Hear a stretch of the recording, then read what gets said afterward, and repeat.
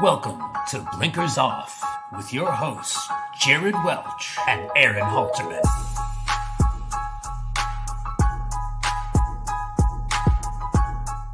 Good afternoon. What is up? I'm Jared Welch. He's Aaron Halterman. It is Thursday, January 15th, and this is Blinkers Off. What's up, man? Where are you at?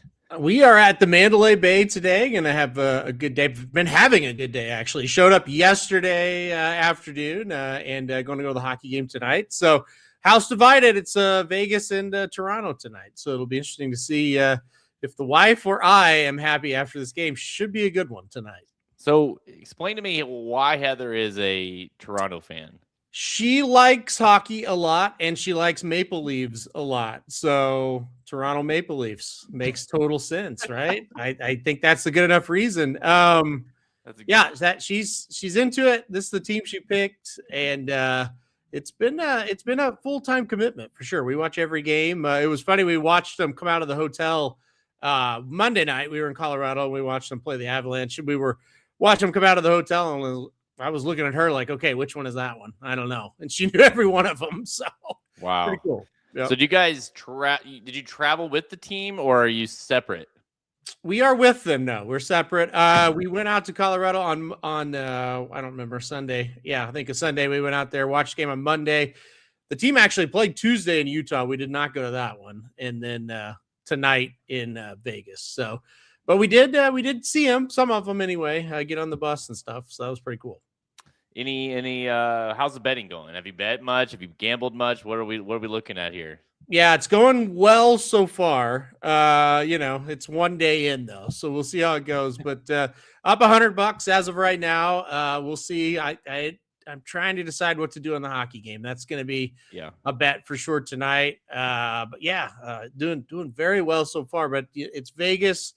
We still got some time left here, so yeah, it could all go away in a heartbeat. The key is not to stay very long, right? That's Exactly. the key. And you have an exit plan already set up, so you don't have to. You're not. Well, I mean, because there's no way you're gonna hold that money if you stay there for extended amount of time. Yeah, we got ourselves booked up really after this show. I didn't realize that John White is here, so I'm gonna go see him. And then we got the game tonight, and then we're heading home tomorrow. So yeah, we got we kind of got the exit plan in place there.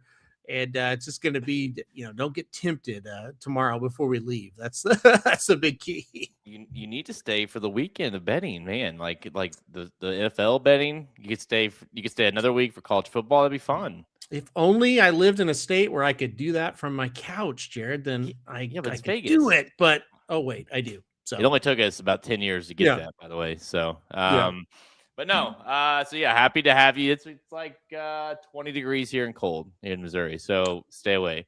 Well, they say it's 72 degrees here. Have not hit the outside yet, but they say it's pretty nice. I know it's nice in the casino as well. So say it's warm. I don't think I've ever been to Vegas when it's not like 100 degrees outside, honestly. So that should be nice.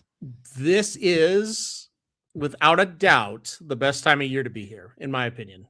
Well, yeah, I mean, because that's the only downfall of when that's the thing you learn when you go to Vegas. Like the casinos look like they're all close together, but they're really not. I mean, it takes forever. So if you're walking and it's the middle of the summer, it's hotter and shit, right? To get from one place to another. So yeah, I mean, for you just enjoy yourself, enjoy the weather, and it's that dry heat they say. So it's not even hot. It's like a cool 72. Yeah, it's beautiful, and there's not as many people here during this time of year, so that's nice as well. There's still a lot of people, but not as many. And like I said, as being a hockey fan, it's very nice to come out this time of year.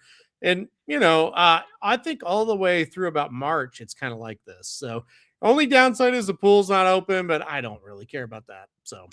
If you have time, go by the, I think it was the Flamingo. There's a statue of me there. I helped build that with all the money I donated last time I was out there. So you can see me just crying in the statue. But all right, so let's get into it. We have this is it's a week prior to the Pegasus, so that's big. And then the Lecomte is going to be the first 20-point race of the Derby Trail. So we have a ton to talk about here. Obviously, next week is huge with the Pegasus World Cup. 3 big races there. The full card is going to be amazing. We'll have a Pegasus World Cup betting Bible available. I should have that out by this afternoon, pre-sale, and then of course next week will be available. So we'll have that coming up. The Lecomte is wide open for this weekend of racing. You've got the Silver Bullet Day, which is a Kentucky Oaks prep race. You got the Louisiana Stakes smack dab right between those two races. So lots to talk about from those big racing action this weekend, as well as a little early preview for the Pegasus World Cup. Let's not waste any more time. Let's go. Yeah, man. The Lecomte is wide open, like beyond wide open, right? It is. It's a crazy morning line, and so that adds to the confusion. You kind of almost have to ignore it, and then it's like, man, what horse, like what up and coming horse, is going to be the one that steps up? Because there's a lot of options that you can go with in this. I mean, there's only 3 horses that have been in a stakes race, and they were in a stakes that I did not think was very strong last time out. So it makes for a crazy situation. All right, race 13 at Fairgrounds on this Saturday. It's the Lecomte Stakes, grade 3, 250K, mile 16 for those 3-year-olds. Kentucky Derby prep race, 20 points now for your winner, 20-10, 6-4-2 for your top 5 finishers. And as Haltram just laid out there, it's a field of 11, very diverse field, a wide open field. And the morning line is just interesting. 9-2 on Chip Honcho all the way out of the outside. 4-1 on Crown the Buckeyes. Actually, your favorite for Mike Maker. And it is just really a mix across the board. Really, the only kind of outlier is the 4 Exosum at 20-1.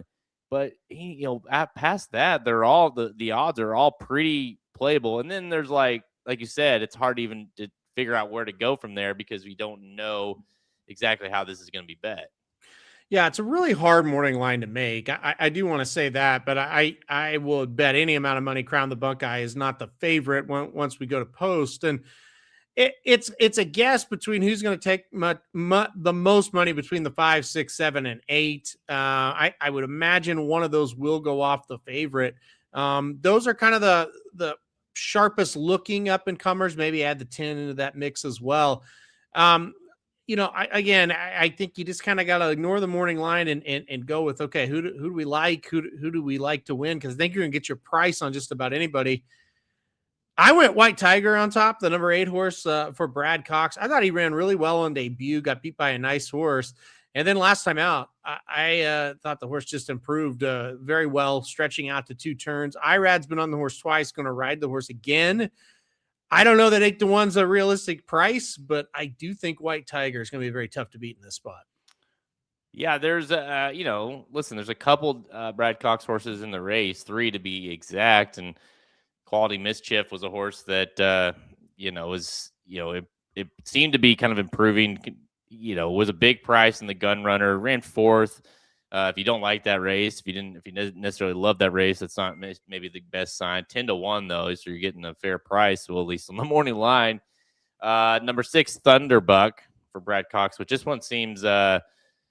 This one for me definitely seems like a horse that could take another step forward. And then of course your horse, White Tiger, that you mentioned, the other Brad Cox. So if you're going Brad Cox, which obviously is not a bad strategy, it's kind of comes down to which one do you think is going to pop. And both Thunderbuck and White Tiger did similar things where they debuted going shorter than then went long and broke their maiden and looked way different. They looked impressive doing it. So to me, it's just kind of trying to figure out if you're going to go between one of those, which one you think is, and that's the hard part about this race is like you haven't seen what these horses can do in this kind of level.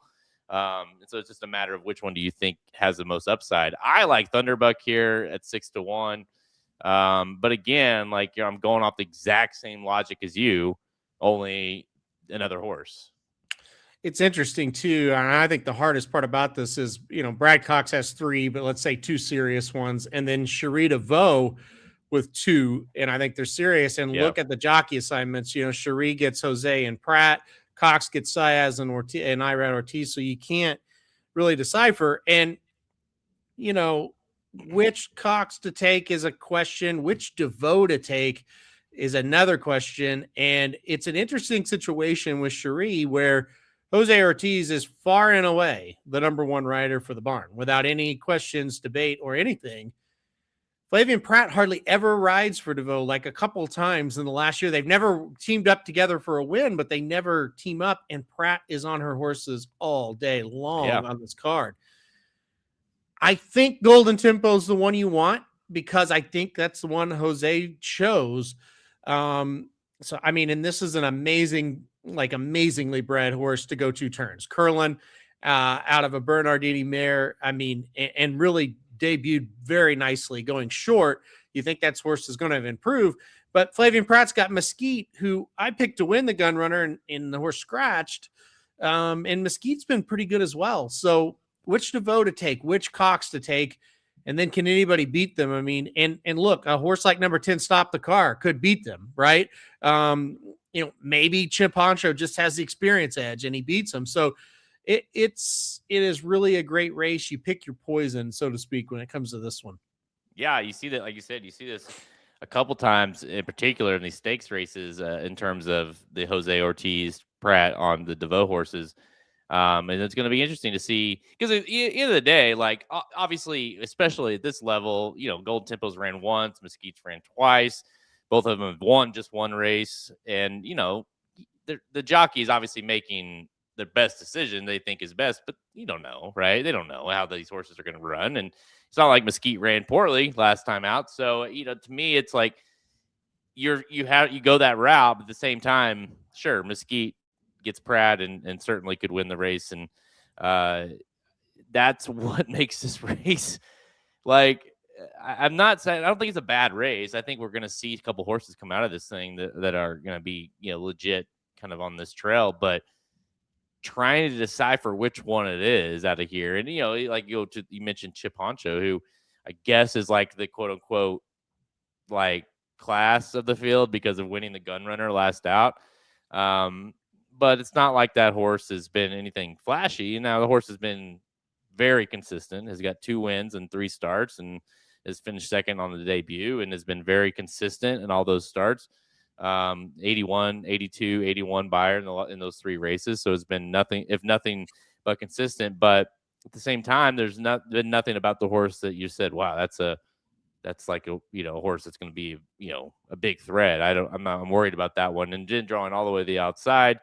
So what do you think about Chip Honcho in this spot? Do you think this horse is obviously vulnerable at that outside post position? Is that kind of where you're going with at least the logic? I threw out all 3 of the runners from the gun runner, and then obviously that does include the winner, Chip Honcho. I thought the race was pretty poor. And I just feel like there's other horses that are going to be better in this race. I think Chip Honcho, you could throw in Crown the Buckeye and Quality Mischief, all of them. I think they're nice kind of measuring sticks. I would put it this way. If they all kind of run the similar race that they did last time out and, one of them wins, we didn't see much in this field. I didn't like the race. So I'm getting around those horses. But you are right. And the other angle, if you want to take the other approach to it completely that I'm taking, they're the only 3 horses that have ever been in a stakes race. The other horses are either exiting maidens or allowances. And so if you go, hey, maybe just the experience edge this time around, maybe Chip Honcho can get it done or Crown the Buckeye, Quality Mischief, whoever you want to take out of that last race. I mean, that is an angle you can take. I don't necessarily think they're going to be good enough in this tougher spot, though. So I'm trying to get around them. I don't – the 11 hole doesn't help Chip Honcho, that's for sure. I don't know that it's absolutely a deal breaker. But, if you're already kind of against them, then they draw 11, you're not crying about it. Let's put it that way. Where do you think about the 2 Carson Streets? I think this one's interesting. It's like, did the light bulb go off, or was that race just so bad that it looks flashier? I mean, obviously it was scratched off the turf into the sloppy main track there at Fairgrounds, but it was at Fairgrounds and won by 12 lengths almost, and has that has been very consistent, kind of getting to that point. Got beat by Mesquite 2 back, who I think is decent in this race or in this spot. So Carson Street, is it a light bulb moment, or do you think that's just a very weak spot or weak race that the horse won last time out? Yeah, I'm on the fence. I don't think I would sit here and be completely blown away. If he wins the race, that's for sure, because he did just win over this track by that margin. I don't get too excited about margins of victory when they're off the turf like that, because we know how it goes, and you mentioned it. It kind of sometimes those races hold together and they're not awful, but a lot of times it's just kind of a mishmash, and you look up and you're like, yeah, these horses aren't very good. So anyway, I'm not really, I'm not worried about him that much, to be honest with you. I'm not going to play him. Again, you look up on Saturday and go, well, he won. You'd say, yeah, I get it. Like that wasn't far fetched, but he's really not really for me in this spot. He's going to have to prove it to me once again. He did get beat by Mesquite 2 races back. And, I kind of like Mesquite. He did get beat by Incredible 3 races back. That's not, obviously a horse that's not too bad. So he's been keeping decent company. Could he hit the board? I think that's kind of where he's going to be. Hit the board, but I don't think he can win. Is it fair to say that, at least in your mind, you would need to see something like the 5 or the 6 or the 7 or the 8 or the 10, maybe like win, or in order you're like, yeah, maybe that's like a legit horse. Otherwise, if the 1 wins, say if Chip Honcho wins, then you're kind of like, well, they're decent, but the rest of this field may not be very good. Yeah, I think so. Unless you see some improvement, like I said earlier, if Chip Honcho wins and he kind of runs similar races last time, then that's going to be pretty disappointing. It's hard to predict which one of these promising maidens or allowance winner, a couple of them. It's hard to predict, who is going to jump up. But when you've got 5, 6 deep of horses that kind of look like this, it's like, wow, pedigree's good. Last race was really good. Usually you can kind of count on 1 or 2 jumping up and running, kind of that bigger race that you think they're capable of doing. And so, like I said, sometimes we didn't, like, you took Thunderbuck, I took White Tiger, but you could debate between 5 or 6 of them. But if you got that much depth in a field, usually you do see something pretty good. Yeah, let's go back a little bit to our picks and why we went that route. With Thunderbuck, this is a horse that, like I mentioned, debuted going 7 furlongs, got beat by Chip Honcho, but definitely didn't run particularly awesome. And then, stretches out to mile 16th back in December and looks great. I thought he looked fantastic. He's the Sire's gun runner out of an Oxbow mare, Calumet Farm. We know, we love Oxbow and we love, the connections there. And, it seems like a horse that is going just the more distance you can give this horse, the better. Obviously, it is a mile 16th again here. I thought it was interesting that he had the horse entered in an allowance race as well on the undercard and decided to run here. So I've read some quotes a little bit from Brad. It seems like he does like the horse quite a bit. And, based off, Luis Saez, getting them out there, you kind of, would assume that, of course, White Tiger's not, gets Irad, he has been his regular rider as well. So I think the one kind of pause, obviously there's a lot of pause, right? A lot of untested horses, but the one pause I have is what got Lasix that last time as well when stretching out. So obviously I do think the distance is going to help, but was the Lasix another factor? And obviously he's not going to get it here. So that's kind of my hesitation a bit, but I think too that we need to preface this with is, if Thunderbuck is bet down to, again, we don't know, right? But it's bet down to 5-2 and White Tiger's 4 or 5-1. That makes a completely different, in my opinion, of what I'd want to bet.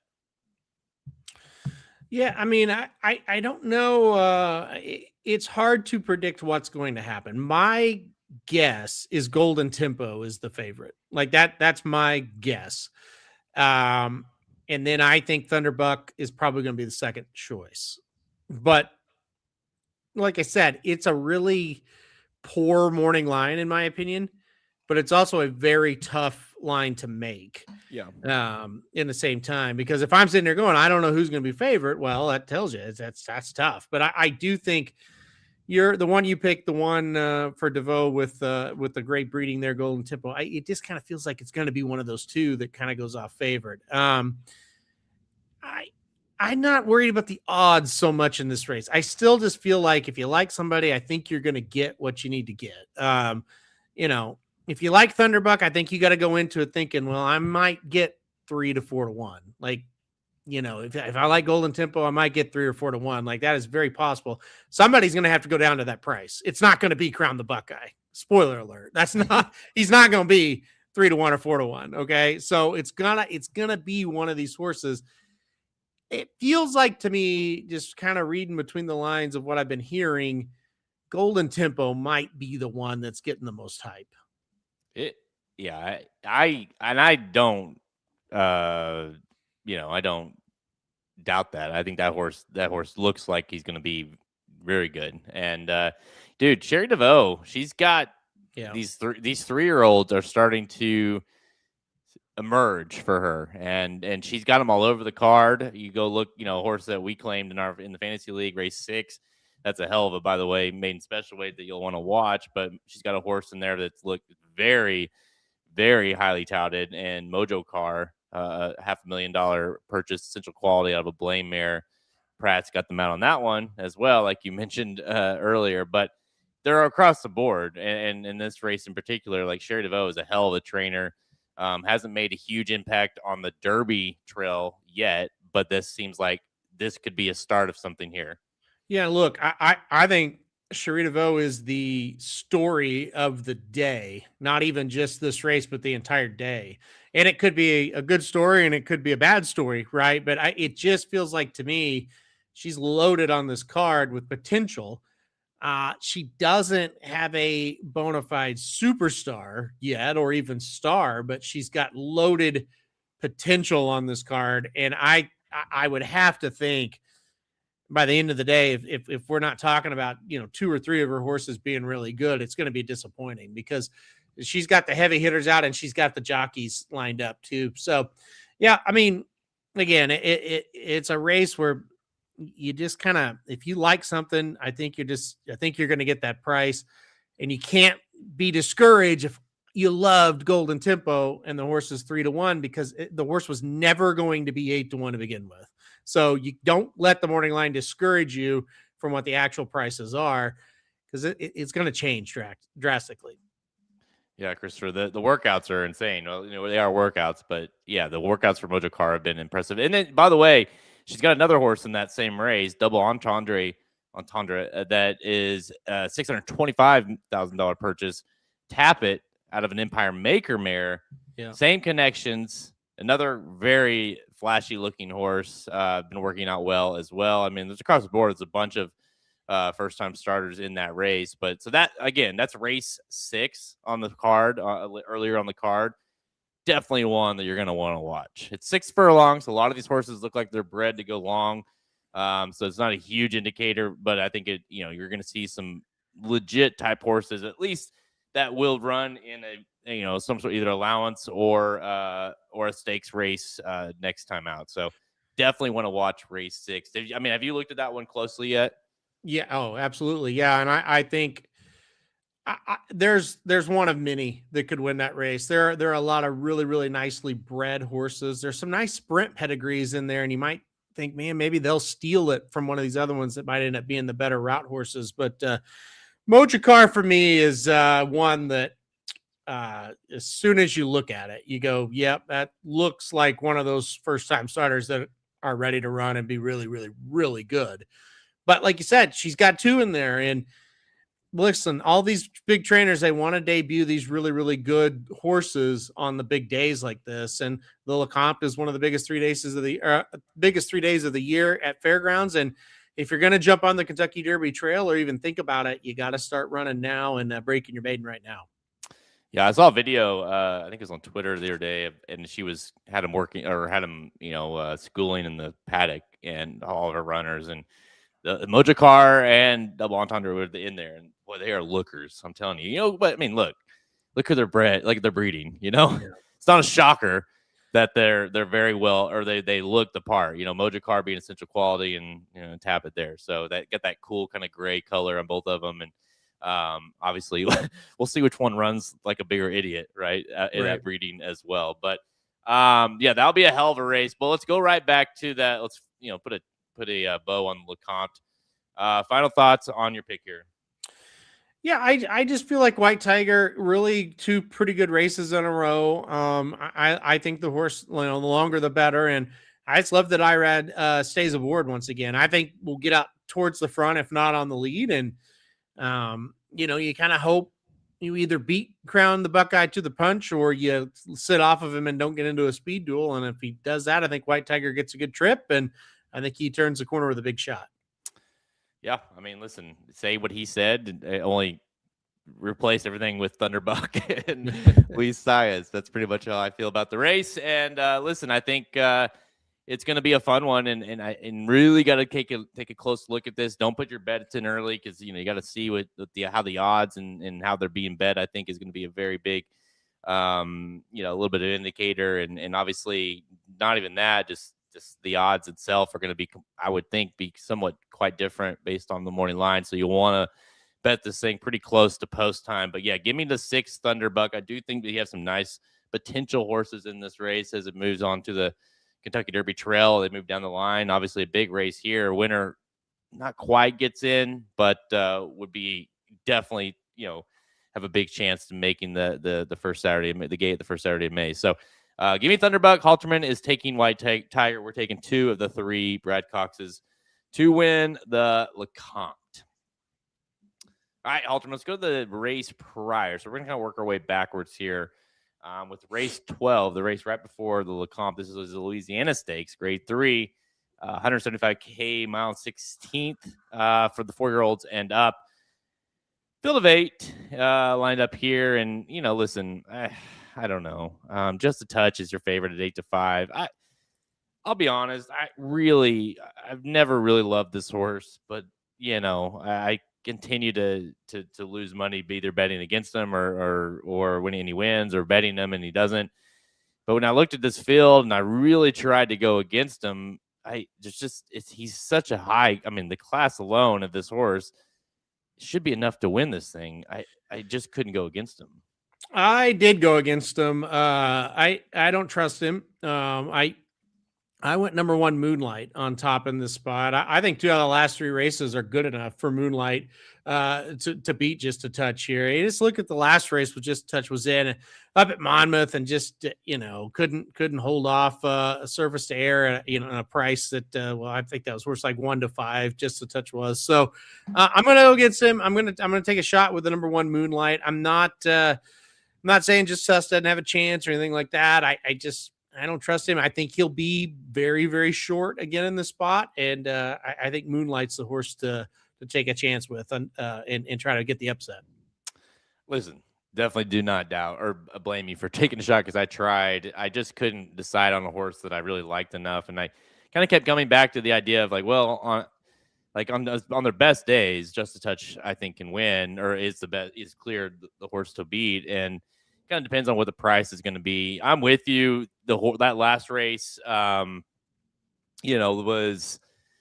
not great for him, and obviously something happened or needed a break, because that was back in July. And this horse, that one thing about him is this horse has been very good off the bench and off the layoff. So that last time, happened after the Derby, took a break, didn't win the Iowa Derby, but ran well. And then the race prior, he took another break after that, and then dusted him in his comeback race. So if there is one silver lining about this horse, he does tend to run better off the bench. And obviously a horse that seems like he's been around forever, has only got 9 starts. So there is a reason why he takes time off, it seems like. But I just thought drawing outside, just the class alone, he likes fairgrounds. He's 2 for 2 at fairgrounds.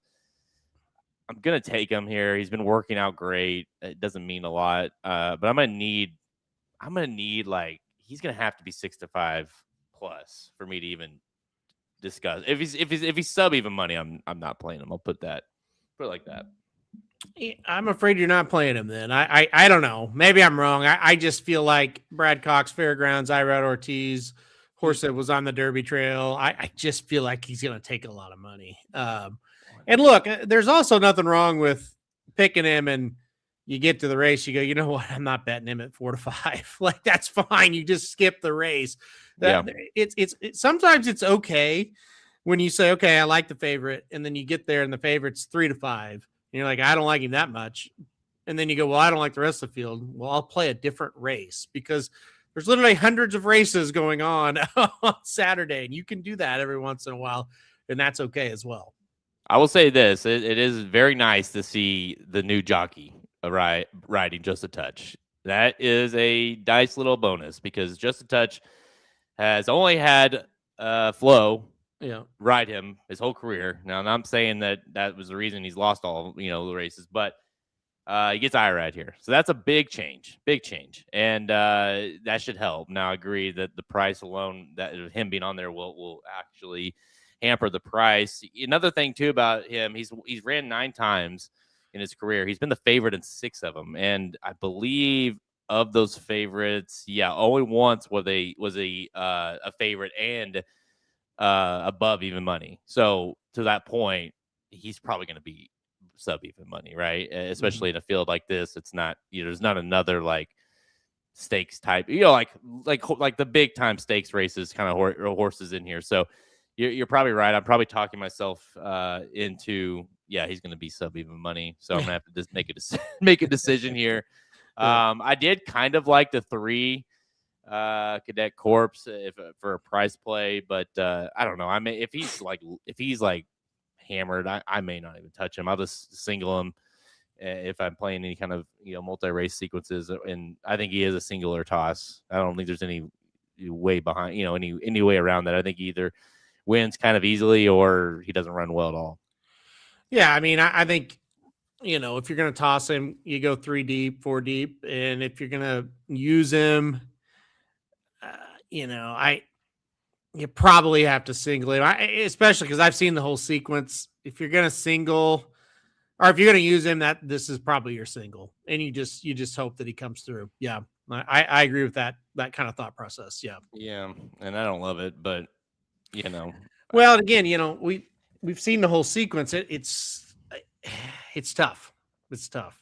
Like you gotta single somewhere, I think, because you're gonna have to spread. And he feels like the logical one. He also is going to be the one that is most singled. So you really got to swallow it with him if you're going to do it. But it's a tough late pick 5. He's like he's been a frustrating horse. And I'm sure he's been a frustrating horse for Brad and the connections, because you look at, there's just been times where you're like, oh, he's got so much up. So, you look at the Bluegrass, finished second Sierra Leone. Yeah. He was like the darling of the Derby, finished last in the Derby, beating 54 lengths. He was like 11-1 that day. He's like, what did that probably was top 5 choice, right, at the Derby. The Iowa Derby, like, okay, here's this horse, can't win that one. Comes back, dusts an allowance field, dusts another allowance field. He runs 3rd in the Met Mile. He ran 3rd Raging Tort and Fierceness that day, and I guess it's nothing to be too upset about. And then you're like, all right, now the Monmouth Cup, he can win that, right? And he can't, right? And he's huge price, or like as far as bet down, just 1-9, can't get it done. So very I wouldn't say overrated, but just underwhelming horse of his career. Well, I was talking to somebody else earlier about him, and part of his problem is we overrated him as a 3-year-old. And sometimes when you do that, you're kind of like, what a loser, what a bum this horse is, when really it's like we probably expected too much out of him. Yeah. And he probably never should have been the price he was at Monmouth that day. He's not a 1-9 type of horse. But at the same time, he should be good enough to beat this field. It's not unrealistic to think he should beat this group. So he's just going to have to do it. And that's just something, like I said, when it comes to stakes races, he has had trouble even winning in spots where it looks like he should win. He hasn't been able to do it. Yeah, it's True. And listen, he's won 3 starts, and all 3 were allowance races or made special weight / allowance races. Yeah. Has won 0 stakes races, so he's gonna have to do something he hasn't done yet in his career, and that's win a stakes. So why else would I not? So again, 8 to 5, sure. Yeah. 3 to 5 now. So we'll see. But that is my pick to win the race. You're going with who? I'm gonna go number 1, Moonlight on top. Moonlight on top for Halterman. All right, let's go 1 race prior. No, 2 races prior. I'm sorry. It's race 10, the Silverbulletday Stakes, 150K, 1 mile and 70 yards for the fillies 3-year-olds. And this is a Kentucky Oaks prep race, 2010 642 for those top 5 finishers. So 5 of the 6 are going to get points here out of this race, assuming no one scratches. And Atropa. Tell me, stop if you've heard this one before. You've got Sherry DeVoe has 2 horses in the race. One's 2-1, one's 9-2. Jose Ortiz is on one. Flavian Pratt is on the other. That's Atropa the 1 and White Smoke the 3. Like you said earlier, she is at least in line to have a possibly have a huge day at Fairgrounds on Saturday. Yeah, I like both of her horses here. And it is another one of those situations where, all right, which one is it? Is it Pratt or is it Jose Ortiz? I think it's Jose Ortiz here. I like the number 1 Atropa. I'm not going to say quite a bit, but I like her a lot. I mean, I think she's a pretty nice horse, getting better with each start. I really like the progression from this horse. Second last time out, but I thought it was a good second. I'm a big fan of this one. So I put number 1 Atropa on top, and I put number 3 White Smoke in second. White Smoke's another one race, really, really good. Now gets Flavian Pratt, but again, it just feels like Jose Ortiz probably had the choice here. And he's on Atropa. So I went on the rail here with the favorite, number 1 Atropa. I mean, my goodness, she like this is again this Belladonna Racing, big owners for her, and obviously has the horses we'd mentioned in that race 6, the main special weight as well. But I mean, she's just loaded with horses this year, and I'm gonna take the opposite. I'm gonna do the 3. We did the exact same, only with the Brad Cox horses. Yep. Now we're doing it with her. Here, I'm taking the 3 White Smoke for Sherry DeVoe and Flavian Pratt. Very similar setup here. Only, you don't have that experience edge that the 1 has over the 3. But has ran once and looked good doing it, and that was going 6 furlongs, stretching out a little bit here. Obviously, that's not going to be an issue for her. The workouts have been strong, and again, it's just one of those things that Jose had to choose one, and he obviously rode her in a stakes race, placed in a stakes race last out. He's probably going to go back to the 1 Atropa. I don't blame him, but I think the 3 White Smoke is dangerous here. And that first start, it took a couple starts for Atropa to break the maiden. The 3 breaks the maiden on debut. I think the horse has got big upside going a little bit longer here. Yeah, it's going to be very interesting to see as we go down the card. Okay, how many has Cherie won? And then who was riding those horses when she did win, right? And that's going to be very, very interesting because she's just not one you'd think would have 2 horses in all these big races, but she does. And like I said, I think she's the story. I think it's either a big time, hey, you've heard of me and I've been really good, but now I've got really good horses at all like divisions, levels, whatever. Or you go, man, that was very disappointing today. So and look, I don't blame you at all for picking White Smoke. If that horse kind of improves the way Atropa has been improving, she's right there. She's probably got like $5 million worth of horses running on Saturday. Maybe more. I mean, it's crazy. They're bred immaculately, and obviously she knows how to train. That's not in question. And obviously, they got a lot to prove here. But it's going to be fun to see what horses emerge. Is there anyone else out of this race? Obviously, it is a, Fairgrounds has produced a lot of fillies over the years as it goes to the Kentucky Oaks. Were you surprised that there's not a kind of seems like, anytime you have Oaks type prep races at Fairgrounds, you're going to have an Asmussen and or a Cox horse in the race, and neither are in this one. It is interesting. I heard Cox is sending his good one to Oaklawn.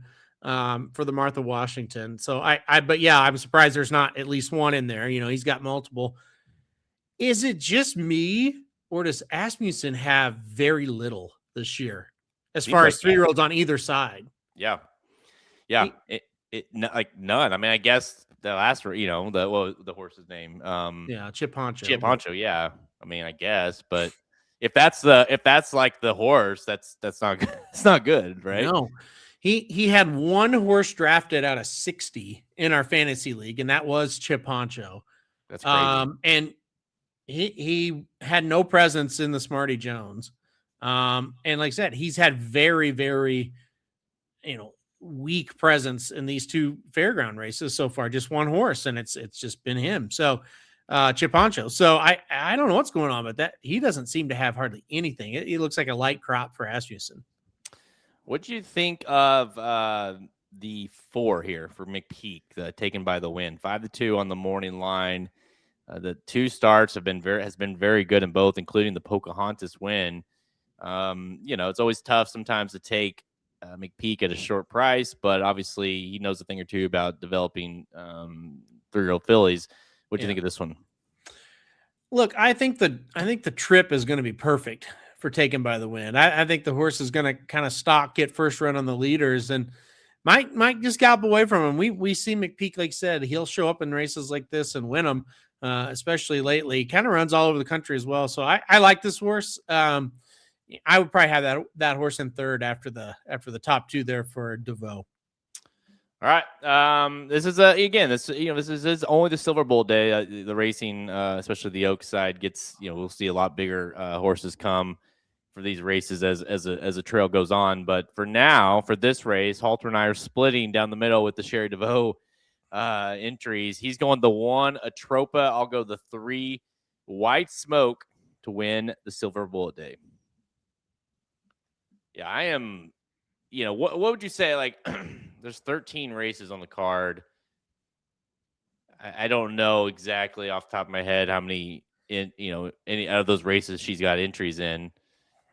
But I mean, over under 4.5 wins. Boy, I'd have to go under, but I mean, winning 5 on a card would just be. But it could happen, as I sit here saying it definitely could happen. I'd have to go under 4.5, but I mean, if you said 3.5, I might take the over. It just feels like she's got a bunch that can win, and it's always nice to have multiple horses in a race, and they both look like they can win.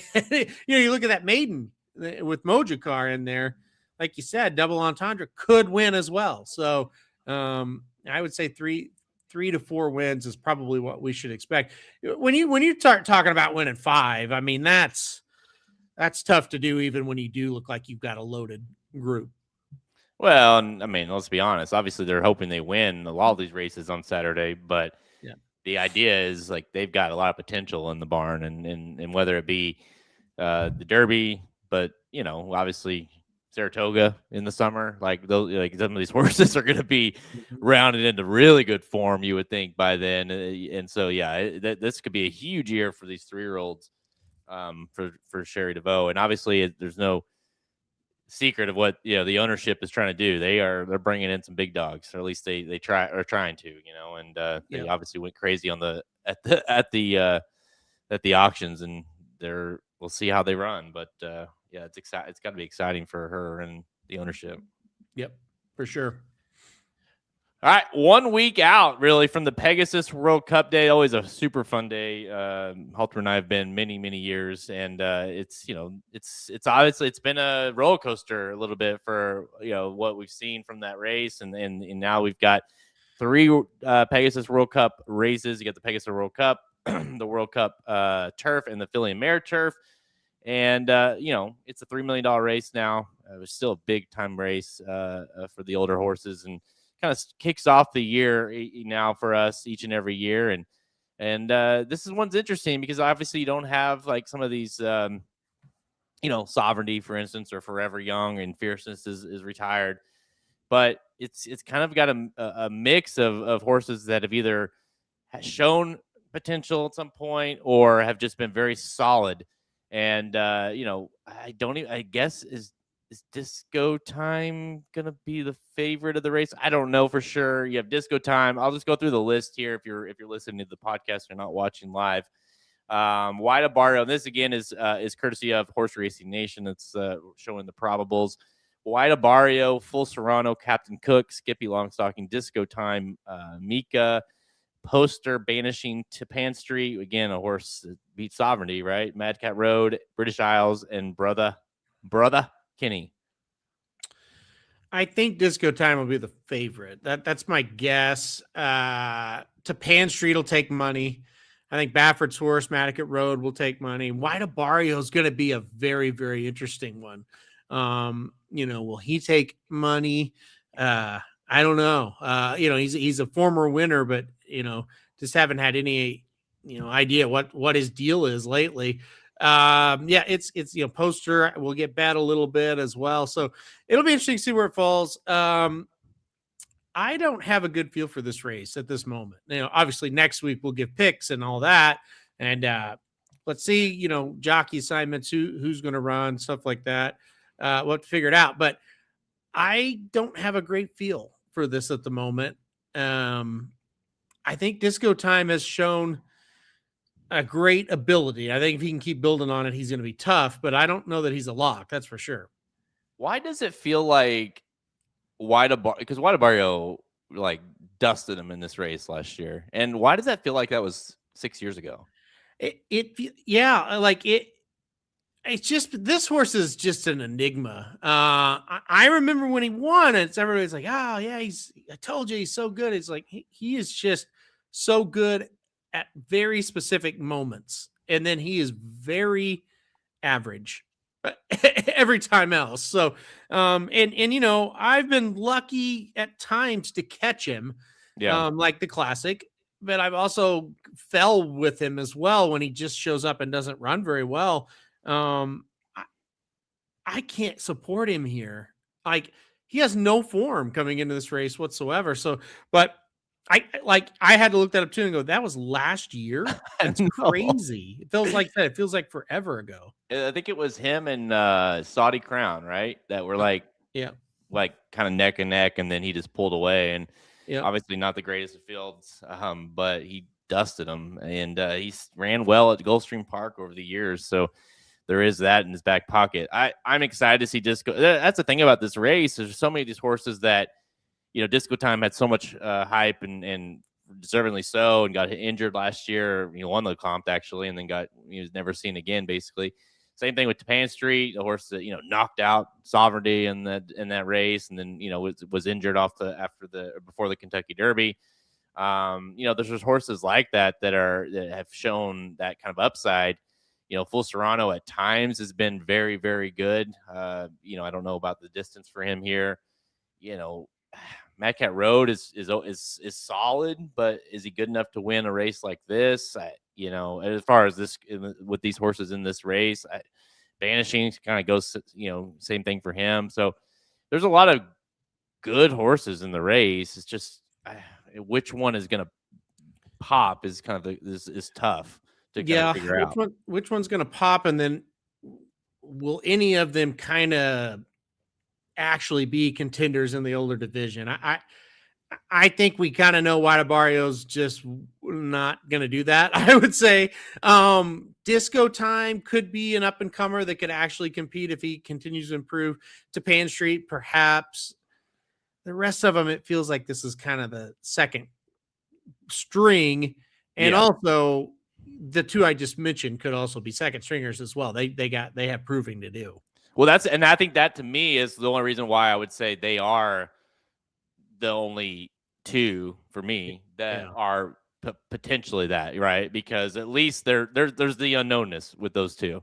The other ones, it's like Wide Barrio's too old, and the other ones are kind of like, these, like you can't tell me that Banishing or Poster are going to be like the big 4-year-olds or whatever the older horses for this year. I just don't necessarily see that, but I can get there with Disco Time and Tapan Street just because we don't know, right? There's too much unknown with them. So, but again, to your point, they may not be at all. And you might be looking at Guadabario repeating because none of them run super great, and he does a Guadabario. So, Yeah. there's that. Yeah. No, That's the and thing about him. He's so wild. Like you said, he is at times looks like he could challenge Secretariat. And then there's other times where it looks like he couldn't challenge a maiden claiming race, Yeah. No, I know. And that's, we've tried to figure him out for what feels like years as well. Like it feels like he's been running since we were kids, but, I think a lot of us kind of, after he won the Florida Derby and then he tried to get in the deeper waters, it's like, well, he's just not that type, but I think he'll still be really good. And then he comes in, and now he's a classic winner and a Pegasus winner. But then you look and like, man, these races in between weren't that good. And then look, he was with Safi, and then he went to Dutrow, and now he's back with Safi, and it's like, what is really going on with this horse? So it's a lot of he's just a weird one. He's a weird one. All right, let's go to the other one, or I guess the next one, I should say, the Turf, Pegasus World Cup Turf. I'll run through the list here, according to the probable list from HRN. Test score, call sign 7, program trading, Cabo Spirit, Cugino, Fort Washington, Almendarez, I think is how you say that, Beach Gold, Astrometer, Major Dude, One Stripe, and Chasing the Crown. So, yeah, this one is lighter. Should be a really good race. That's the thing about really all three of these races we'll talk about. There's not clear standouts in any of them, certainly not this one, and I think it should be a very fun race to watch and bet. Yeah, for sure. I don't have a lot of opinions on this one as of right now either, and this will be one that I think will be it's probably going to be harder to pick a winner here than it was for the Pegasus World Cup dirt. This feels like a pretty much like a grade 2 to me. Like I just don't. This kind of feels like a race where it's November and Aqueduct still got their turf open for a little bit longer, and here's the last stakes race of the season before we go into hibernation a little bit type of race, Fort Washington, Cugino, program training, a test score. These are horses we've kind of seen not be the greatest. So I don't know. This will be a very, very tough race to handicap. We'll put it this way. There's a few in here coming out of Breeders' Cup races. Program training finished 10th in the Breeders' Cup Mile, and One Stripe also in that race finished 13th in that race. And that, that's not good. No. They were non-factors at the Breeders' Cup, and here, program trading in particular is probably going to be a fairly low price, not like low, but 5-1, 6-1, somewhere in that department, because it's Chad Brown, it's on the turf, it's at Gulfstream, and this is a horse that couldn't sniff the Breeders' Cup. So to that point, it definitely does feel like a grade 2 type level race. But again, like, I don't want to take away from the actual aspect of the race in the betting, and the race itself should be entertaining. It's just doesn't have any world beaters. I mentioned to you prior, it's kind of disappointing that, for over the years, we started to see some international flavor kind of show up for these turf races in particular. And that's always been fun to have that one, that big type horse, and it didn't see any on either one of them, at least on the probables. No, and you would think, boy, we could come pick off a race right here. I mean, give me the 5th O'Brien horse, or Appleby horse come over here, and I think it's an easy win and an easy paycheck. But it's odd. I mean, we've had some horses we've loved in these races from overseas, and I just haven't seen any this year, and I guess they're not going to come. Obviously, this is kind of it. This is the final kind of straw. So it'd be very interesting to see how this shapes up. I mean, this, like I said, it just kind of reminds me of a larger, New York second hand type of, turf race. We'll see if the chat knows, or you might know. I'm old now, so I've forgotten. But who was the horse, the international turf horse? Is either this race or the Philly Mare Turf that came over, got just a brutal trip and won. It was very exciting. I remember it was 2 or 3 years ago. Yep. and I cannot remember the horse's name, but it And was it was this race. international. I don't think it was Appleby. I think it was Aiden. No, she beat. It was a female, and she beat that overrated Shug horse that lost. Warm Heart. There you There go. it is. Yeah. Thank you, Christopher. Yeah. Warm Heart. That was awesome. Yeah. Yeah. So I she mean, beat that, and I can't think of the damn Shug horse that never wins, that everybody bets every time. yeah. I remember that. Gosh, I gotta look that up now. That's gonna bother me, and that is sad, because I used to be able to just say these names just like that, and I cannot remember now. We can finally relate to our parents now. I know. They're like, why That do you makes not me know sad. these things? Integration. That's it. Yep. Yeah.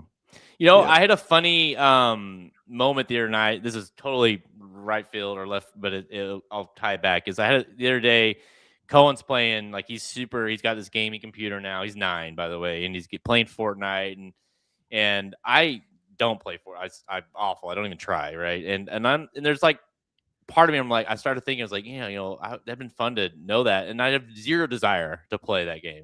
Like I don't, and I'm excited to play it. I'm not interested in playing it. And it's just like I felt very old at that moment, where it's like, oh, I now don't care about those kind of games. And it kind of goes back to like when we were kids, we're like, how do you not know about this, Mom? Whoever you're talking about, and it's like, well, no, I don't want to know. I don't care. Like that's just a different world that I'm not interested. Because like there's a while as a parent, you're like, you're trying to, okay, I'll play certain games. And I think Madden is one where you're like, we played it as kids. So but these new games and new things like that, you're like, you just get to an age where you're like, I don't care. I don't want to know. And that's great. I'm not interested in that. Yeah. And for me now, it's like with these horses, I can see the horse. I can see the race that we're talking about, but I cannot remember the name. Yeah, exactly. And like, I can see her being bunched in, and they found a hole right at the end and went up the rail. And once she got through, she won fairly. I mean, you knew the last 50 yards she was going to win, but I remember thinking the whole time he's not going to get through with this horse. And so, yeah. And by the way, this was just, it was 2 years ago, the 2014 Pegasus World Cup turf. It was Warm Heart, and she was not the favorite in this race. Integration was the horse that I said always gets overbet, never wins. He was the favorite for Shug, and Warm Heart came over, and the filly beat the boys. And like I said, got caught on the rail and returning for home. And anyway, they end up getting her out, or not out, just through, and she won. So yeah. What's funny about that is I remember where I was at when I watched the race, and I was, I remember the whole thing and texting you and everything, but I couldn't remember the horse. So, okay. It's sad. Yeah. It comes and goes. All right, let's go to the last one here, the filly and mare turf. Classic Q in our time, Proctor Street, and one more time, Crivelli, De Oro. Moving on up, Mrs. Astor and Candy Quest. So another kind of, similar as the last race, not exactly your world beaters. I will say there's more. This race has more horses coming out of races that they ran well in. That last race, it felt like there was a lot of kind of, finishing 6th to 10th or whatever. But these, some of them win 2nd, 3rds, that kind of stuff. So could be a competitive race, but just again, not a lot of huge horses in the race. It does look like a competitive race for sure. I kind of like Proctor Street as of right now, but again, this could change. This is just a very oh, there you go. Christopher likes him, so I'll change that one to somebody else. But no, I like Proctor Street quite a bit. But again, we're just going through the preliminaries right now. A lot of horses in here that we thought would be pretty good, and some of them haven't been the best. Like Mrs. Astor, we had big hopes for that horse. Okay, but nothing great. Moving on up, It's Our Time. I mean, all these horses they're okay, but again, if you called it, the grade 3 whatever at Gulfstream, it probably would look about like this, right? Like it's not. It just doesn't feel like a big time field, right? No, this will be. I mean, I'll just be honest. This will definitely be kind of a aforementioned kind of race as far as what people talk about for the Pegasus goes. And I think, this year as much as any year, it's going to definitely these other two. The turf racing is going to be that way compared to the main one. The main one's going to always draw more, but you don't have those international or even like a big time, Chad Brown or something that's in any of these races. So, Right. yeah, I think it's going to kind of be that way. But we've seen in the years past is even without it, you're going to get good betting in these races, good action. You're going to a lot of money going into these pools. It's going to be very playable. It's just trying to come up with a winner might be tough. But again, all these picks will be like these. Again, we're just going through them. This is next week, not this weekend. That is the Pegasus World Cup. We'll have Pegasus World Cup betting Bible. I haven't had a betting Bible in a while. It's been a minute since the Breeders' Cup, but that will be out at least for pre-sale starting probably by this evening. So we'll shoot out an email when that comes available, and you'll be the first to get your hands on that, which will obviously go into full detail of every race, not just the Pegasus. We've been going since the year one, and it definitely the year one. I remember thinking, man, it's the undercard sucks, but the Pegasus is awesome, and they've gotten way better with that. It seems like it's leveled off now, where it's like the whole card itself is pretty solid. Not the Pegasus itself maybe isn't what it used to be, but across the board, it's very solid. No, for sure, and I think they've done a good job with it. It obviously the Pegasus got hurt bad by the Saudi Cup. I mean that's killed it basically as far as what it used to be. But it's it's still it's a good race. It's a huge day of racing in the United States in January, and that's something that we've always needed and we've gotten. So it's also crazy. The last time we were in South Florida was 2020. COVID hadn't hit yet. It was that was a long time ago. So we haven't been in a while. It was literally a different world. It was. Yeah. It was. That really was when we went? Yep. Is this Warm Heart? Yeah, she was a 9. Yeah. How about that? I knew she was a 9 before I even looked, but I can't think of her name. There's gotta be something wrong with me, I think. Here, I'll fast forward a little bit here. No, I think it's, certain parts of our brain, we remember certain things and certain aspects you don't. I mean, listen, to be fair, you handicap for a living, you pick racing for a living, and you do it every single day.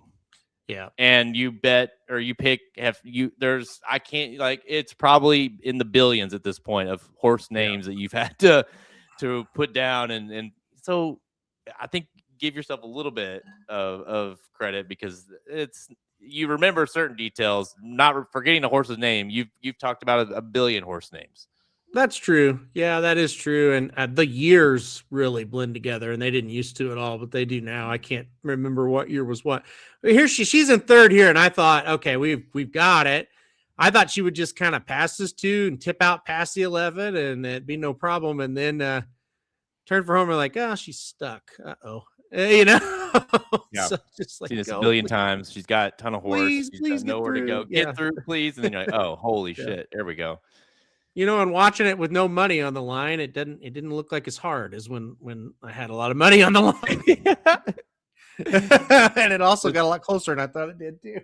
They definitely, I felt like in my head she won by 3. Went away with it, but yeah. Probably a good thing she got through and then was on the rail because that got a little close. But yeah, no, that's I definitely remember that, and we had that was a huge opinion for both of you and I that day, and getting 2-1 and not being the favorite and getting that home was awesome for sure. Yeah, I mean I'm trying to think. I think I've had probably better Pegasus days, but maybe not many because I remember that card. I hated almost everything but that race, and so bet a lot of money on her. And then there was another one in the Philly and Mare Turf that I kind of bet a decent amount on. But anyway, those 2 races made the whole day. And specifically that one, though. I mean, Warm Heart. If she loses, I lose on that day for sure. So, yeah, that was a fun one for sure. And thank you everybody that bet integration that day and continues to in Grade 1 races. So, I think he's gone. I haven't heard that name in forever. I think they may finally retired him. I don't know. You probably looked by now, and maybe, but they'll see test the brain. Do you remember who won the Pegasus World Cup that day? Oh yeah, that was oh boy. No, I haven't looked, obviously. Oh God, was that Don't help. the art collector? Was that his? I don't remember who was in it with him, who the one, but you'll know who it was. Who was it? It was National Treasure. Oh, National Treasure. Yeah, that was Buscador's year. That's right. Yep. Yeah. Yep. Art collector was the year before, maybe. Think so. Yes. Yeah. Yep. Okay. Yeah, National Treasure. That was Did Art Collector run though in that year? I don't know. I don't think so. Okay. I couldn't remember if he ran That was the year it was National Treasure and the Coxhorse. You remember, first mission was there. And then I remember Buscador flying, but you could tell he wasn't going to get there. And then Buscador ends up winning the World Cup. So Dubai World Cup. Crazy. Oh, wow. All right, there's a look at the Pegasus World Cup. More coming next week. That's all the time we have, guys. Check us out over at racingdudes.com, of course, for the free picks and the premium selections every single day. You can test Halterman's memory. He has help, though, when he does the picks, because he at least is looking at a form. But right now, I'm putting him on the spot. So give him some credit. Make sure you go to the website and click the Racing Dudes Premium button so you can find out more about what we have to offer if you're looking to bet more. And obviously the Pegasus World Cup. We have Gulfstream Park picks every single day. They have racing. We have free picks for those. But if you're looking for more, you can either get the premium picks or get access to the Pegasus World Cup betting Bible. You get that for free if you are a premium subscriber. Now is the perfect time to be a premium subscriber. For as low as $70 a month, you get premium plays every single day for every track running in the country. But you also get all the betting Bibles coming out, and this is like the kickoff to our season, really, the Pegasus World Cup betting Bible, and more racing and big racing days coming. We'll have more content coming your way for those. So now is a great time to be a subscriber. Or on Twitter at racing_dudes, Instagram and Facebook. You can find all episodes of Blinkers Off by visiting our podcast page, Apple Podcasts, wherever you like to listen. Make sure you go to YouTube. You can find us there as well. Hit that like, notification, and subscribe. Of course, it helps our channel out big time when you do that. Halterman will be there. I will not. Halterman will be there at the Pegasus, though. So if you are going to be in South Florida next Saturday, make sure you go buy him a drink. No, there you go. Or two, yeah. I'm not there. You need to technically you would have bought two if I was there, so just go ahead and buy two. There you go. That would be good. Yeah, it's gonna be good. I like I said, I haven't been since 2000, so I do like Gulfstream Park, even if it's just a regular day. I think it's great. Like, I think it's a lot of fun. So I think we'll have a good time. And we've seen better Pegasus, that's for sure. But seen better horses. Gun runner, arrogant, not bad. But I still think it'll be a good race for sure. Good betting race. Well, listen, I mean, there's a good. I'd say at least a mildly good chance that it's going to be very cold here and maybe even snowy. Mm-hmm. And you're going to be in South Florida. So I don't care who's running in the race. That has always been a big factor for us when we went to the Pegasus. It's like, hey, we're not in Missouri. That's the win. So enjoy yourself. Yeah. Well, that's pretty much a win no matter where you go. I agree with that. Let's see what it's going to be next weekend there. It's going to be, I just hope it doesn't rain. Sometimes it rains, and that's not great. Let's see. Wow. Yeah, not gonna at 81 on Saturday. 81 and sun on Saturday. Yeah, okay, that's gonna be good. That'll be just about perfect. Yeah, it's gonna get hot. You're gonna wear shorts in a polo, so it's gonna be nice. If I wear clothes at all, I mean, with that kind of weather, I have to just wear some shorts. Look for the guy dressed as Jimmy Buffett. That'll be Halterman. Yeah. Don't even have to wear a shirt. That's gonna be good. That's gonna be good. We're getting lucky. Denver was nice, and then it's nice here too. So anyway, well, whenever you do make it back, just make sure you enjoy the weather here in Missouri. That would make you really appreciate when you leave better. I'll try my best. All right, Halterman, have fun tonight. Have fun your remaining time in Vegas. Try to stay alive. If you wouldn't mind, grab me some. I don't, if you have any of if they still hand out any of the escort type stuff, pamphlets, could you bring some home for me? Yes, I will do that. I promise. I will start collecting them as soon as we actually go outside. I'll start collecting them. Yes, bring some home for me. I always like to collect those. So I know you do. I'll show my son what Vegas is really like. So. Right. Yes. Probably a criminal act there somewhere, so better not do that. That's true. Yeah, don't do that. All right, guys. Until next time. Again, Pegasus coming up. So big week coming up next week. We'll see you next week. I'm Jared Welch. He's Aaron Halterman. Good luck this weekend. Thank you for listening to another episode of Blinkers Off. Join our horse racing community at racingdudes.com and follow us on Twitter at racing_dudes. Want to make money betting horses? Bet with the Racing Dudes.